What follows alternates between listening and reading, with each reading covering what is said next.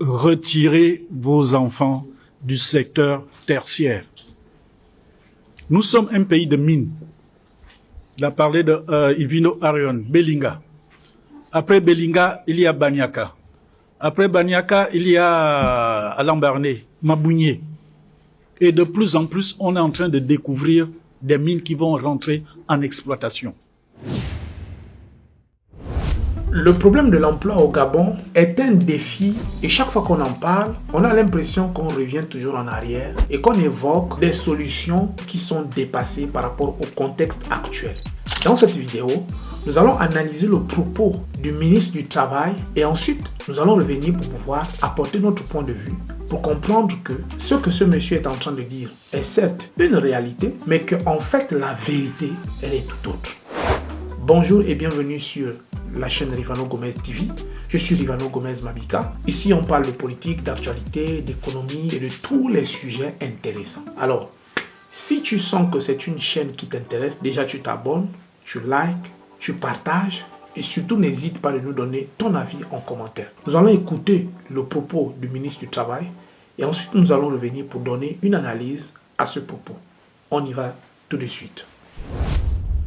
Nous sommes un pays de mines. Il a parlé de Ivino Arion, Belinga. Après Belinga, il y a Banyaka. Après Banyaka, il y a Alambarné, Mabounié. Et de plus en plus, on est en train de découvrir des mines qui vont rentrer en exploitation. Et je peux vous assurer qu'en ce moment, on n'a pas de jeunes compatriotes qualifiés pour pouvoir occuper ces emplois. S'il faut perdre une année pour refaire les mathématiques, les sciences physiques, tout ce que vous voulez, vaut mieux financer cette période pour que l'enfant puisse en sortir plus tard. Sinon, ce sont des problèmes que vous allez avoir dans les bras. Parce que ça fait mal aux parents de voir votre enfant qui a fait des études, qui est diplômé de l'enseignement supérieur et qui ne trouve pas du boulot. C'est briser un rêve. Donc les parents doivent accompagner leurs enfants au jour d'aujourd'hui. Nous sommes un pays de forêt. 80% de notre territoire est couvert de forêt. Mais allez en coque. Il y a très peu de jeunes Gabonais, je dis diplômés, certifiés, pour pouvoir travailler dans les usines de transformation de bois en coque. On en a pris, mais au niveau des simples ouvriers. Mais des ouvriers qualifiés, des techniciens supérieurs, il y en a pas assez.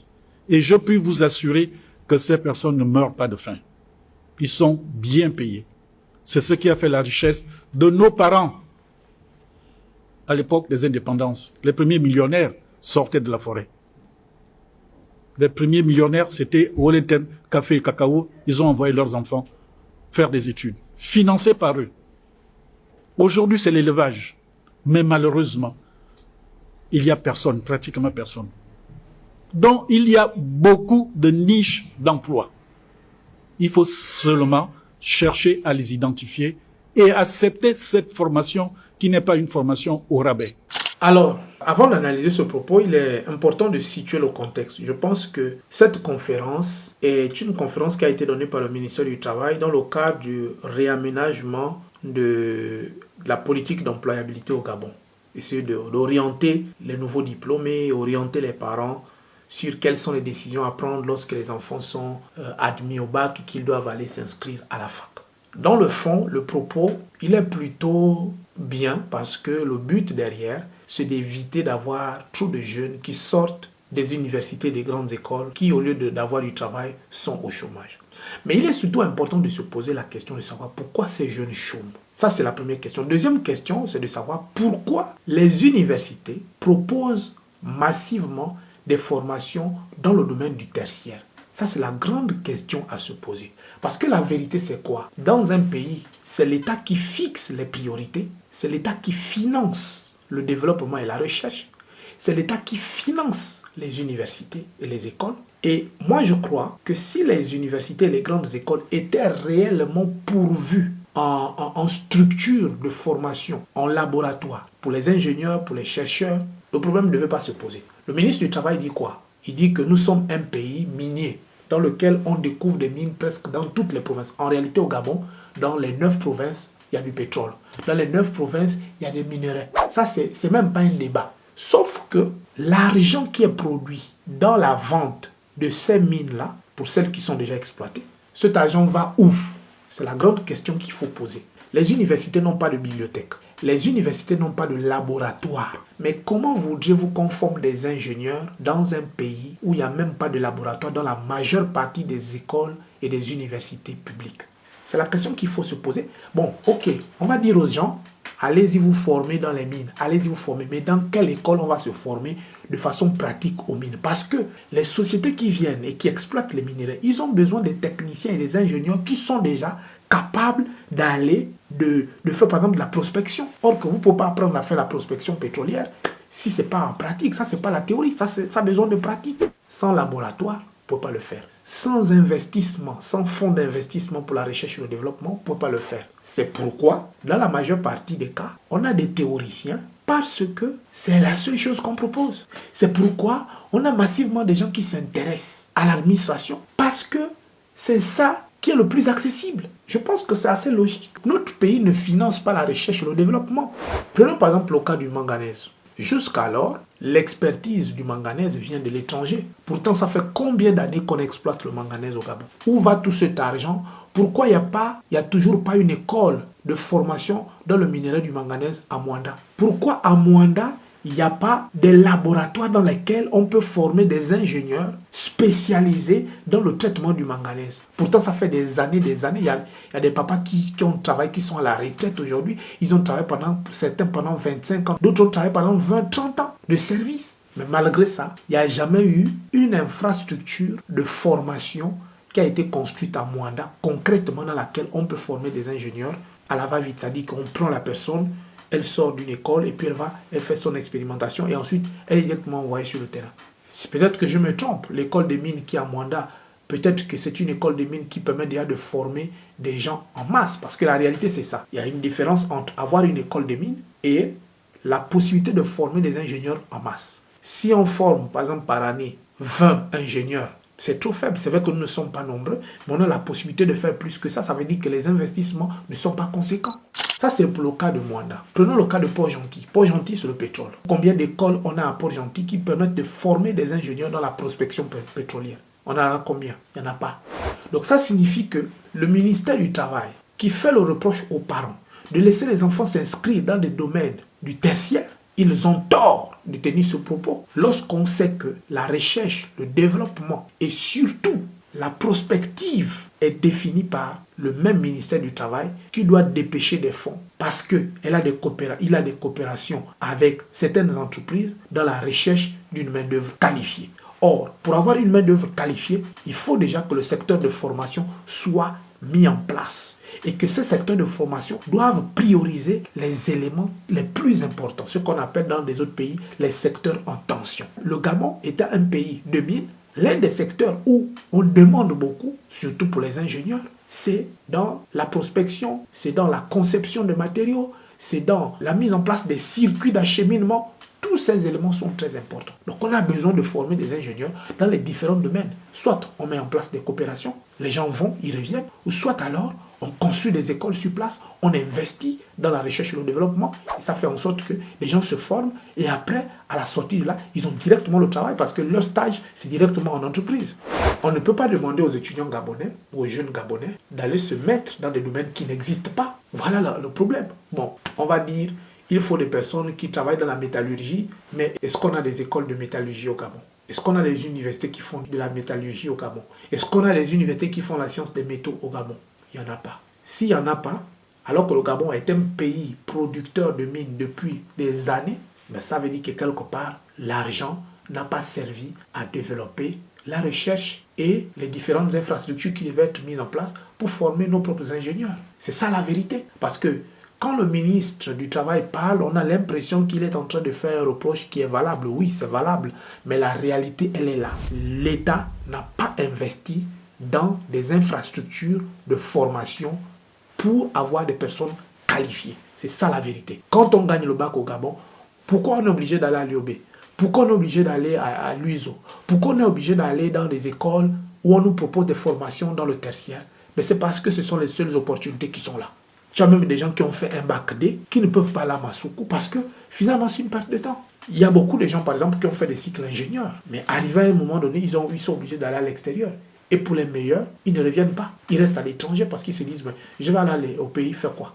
Il n'y a pas de labo. Je ne veux jamais avoir de travail là-bas. On va me mettre dans un truc où je serai obligé d'être enseignant. Tous nos scientifiques sont obligés de devenir des professeurs de maths et des professeurs de physique. Il y a très peu d'ingénieurs qui terminent et qui deviennent ingénieurs parce qu'ils n'ont pas d'emploi.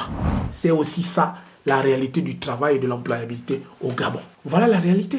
Donc l'État, au lieu de continuer à faire les remarques, les reproches aux jeunes, vous devez investir dans la recherche et le développement. L'UOB, qui est l'université, la plus grande université du Gabon, n'a pas de bibliothèque. C'est celle-là la vérité. Bon, on a une bibliothèque qui semble être une bibliothèque, mais quand vous allez à l'intérieur et que vous regardez la qualité des livres et des documents qu'il y a là-bas, vous vous rendez compte qu'on n'a presque rien. C'est ça la vérité. À Masuku, où on est censé avoir une école, des mines, où on est censé avoir des laboratoires, on n'a pas de laboratoire là-bas. Je pense que le ministère du Travail devait voir ça et pouvoir trouver une solution pour faire en sorte que les jeunes Gabonais puissent avoir des infrastructures dans lesquelles ils sont bien formés. Et maintenant, après, quand ils seront formés, on pourra maintenant leur faire le reproche. S'il y a des écoles de mines à Mwanda, à Port-Gentil, à Libreville, les gens vont s'inscrire. Il suffit que ces écoles soient mises en place, vous allez voir que beaucoup de jeunes Gabonais vont aller s'inscrire. Mais pourquoi les gens préfèrent aller à l'UOB? Parce que c'est le seul endroit où on a un diplôme qui a quand même une certaine influence. Dans les autres endroits, si tu pars, tu fais ton diplôme, tu vas avoir le diplôme et tu vas chômer. Voilà. Donc, au lieu de rester sans rien faire, les gens sont obligés de faire des diplômes quand même dans la littérature, dans les sciences humaines, en histoire, ainsi de suite. Et finalement, ça les destine à être soit des enseignants ou soit à travailler dans l'administration publique. On n'y peut rien.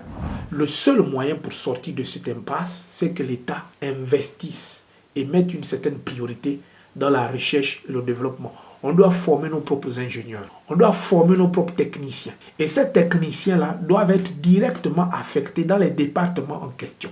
Au Gabon, on est encore dans une politique où les ingénieurs étrangers sont mieux payés que les ingénieurs locaux. À moins que je me trompe, mais la réalité c'est celle-là. Pour mener à bien cette analyse, je ne vais pas seulement m'arrêter à donner mes propres points de vue, mais je vais aussi consulter le point de vue d'un ingénieur pour pouvoir avoir son retour par rapport à ce qui est dit dans le cadre de la formation. Est-ce que l'État investit dans la recherche et le développement? On va écouter ce qu'il nous dit et ensuite on revient. Je peux réagir à vif comme ça sur ce que tu dis. Déjà, on l'a toujours dit. Aujourd'hui, moi ça m'étonne beaucoup que ce soit, en fait, que cet avis-là vienne à chaque fois des ministres, alors que ce sont eux qui sont censés impulser les politiques de développement. Et les politiques de développement passent par la formation et l'emploi. La formation, c'est la politique, ce sont les gouvernants qui initient les axes sur lesquels on doit travailler, les axes sur lesquels on doit former toutes les ressources humaines qu'on a. On a assez de jeunes. Malheureusement, les formations aujourd'hui, on le répète jusqu'aujourd'hui, la plus grande université du Gabon, c'est une université qui forme plus dans les sciences humaines. Comment un pays qui a assez de ressources minières, qui a assez de ressources pétrolières et gazières, en fait, notre plus grande université, c'est une université qui forme dans les sciences humaines. C'est pas qu'on a un problème contre les sciences humaines. On aimerait même qu'il y ait plus de départements, c'est-à-dire que ce soit une université mixte, c'est-à-dire qu'il y a à l'intérieur un pôle sciences et technologies et puis un pôle sciences humaines. À partir de là, on peut ouvrir plus de salles pour les sciences et technologies et puis avoir quelques-uns qui seront formés dans les sciences humaines.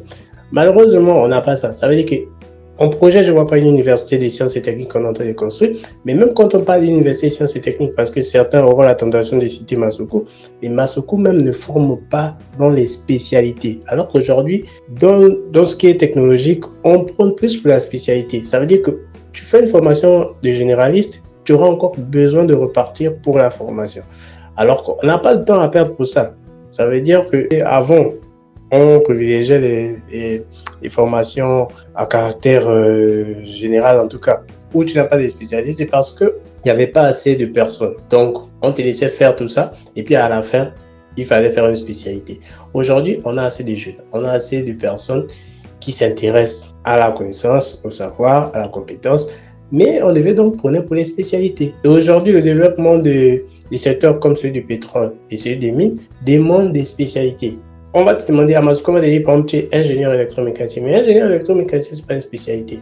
Aujourd'hui, ils ont un peu divisé. Tu as les ingénieurs en génie électrique et les ingénieurs en mécanique. Même là encore, ce n'est pas des spécialités. Parce que si on te prend, tu es ingénieur en génie mécanique, tu vas par exemple à la SCG, tu ne peux pas travailler directement. Parce que même en mécanique, il y a des spécialités.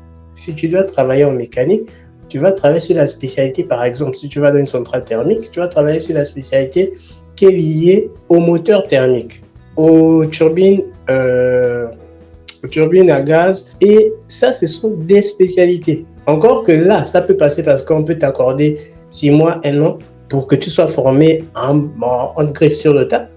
Tu auras une base scientifique avancée. Donc, tu vas t'intéresser à ça, ça va passer. Mais dans les mines, comment tu fais? Si tu es géologue, tu ne peux pas directement travailler dans les mines. Aujourd'hui, l'école des mines de Mwanda, par exemple, c'est une école sous-régionale. Ça veut dire qu'elle appartient, c'est vrai qu'elle est d'utilité. Aujourd'hui, ils ont signé un partenariat avec l'État. Elle est aujourd'hui d'utilité publique, mais même elle ne peut pas accueillir, par exemple, les niveaux bac. Ça veut dire que tu ne peux pas rentrer à l'école des mines juste avec le bac. Alors que quand on forme des cadres, et aujourd'hui on ne reçoit qu'à partir du bac plus 2 jusqu'à bac plus 5. Ça, ce sont les cadres moyens et les hauts cadres.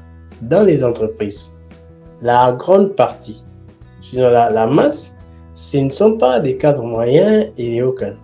Ce sont les agents ECM, donc les agents de maîtrise. C'est ces personnes-là, parce que c'est ce qui va impacter réellement sur l'employabilité au Gabon.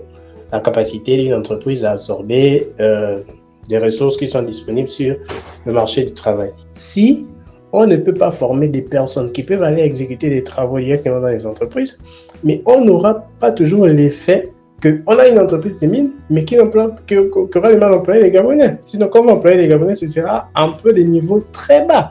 Bon, on ne veut pas que ce soit forcément des niveaux très bas, on veut quand même que ce soit aussi des niveaux un peu hauts, comme agents de maîtrise, mais qui peuvent être donc nombreux dans une entreprise et travailler.